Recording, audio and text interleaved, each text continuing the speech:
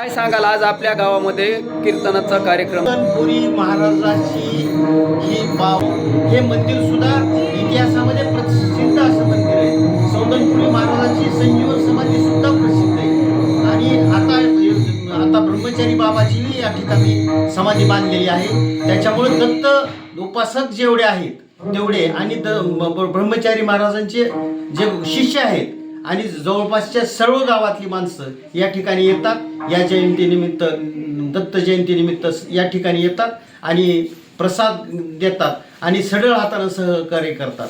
ही अशी हे पावनभूमी आमची आहे. या कार्यक्रमाची रूपरेषा कशी असते आणि या कार्यक्रमासाठी इथून मागे आणि इथून पुढे कोण कोण आपल्या या कार्यक्रमात सतर्क असतात? असे हा कार्यक्रम आणि मंदिर स्थापनेमध्ये सगळ्यात जास्त नांदुरे मामा, कल्याणराव पाटील आणि रावसाहेब पाटील यांनी सहकार्य केले. आम्ही त्यावेळेस पोरं होतो आणि मला धरून हा कार्यक्रम अत्यंत मला पुढं करायची.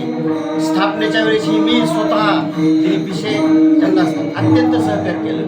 पुढचं वारसा चालविण्यासाठी सुरेश पाटील असतील, इंनाथ भाऊ असतील, बाबूराव पिशे असतील, प्रदीप बाबूराव पिशे हे पुढं वारसा चालविणार आहेत. आणि महाराजांची ब्रह्मचारी महाराजांची आज्ञा आहे की तुम्ही दोघा तिघांनी मिळून ही वारसा चालवावा आणि जयंतीमध्ये कधीही खंड पडू नये अशी त्यांची आज्ञा झालेली आहे. आणि आम्ही सर्व त्यांना सहकार्य करतो आणि इथून पुढे सहकार्य करणार.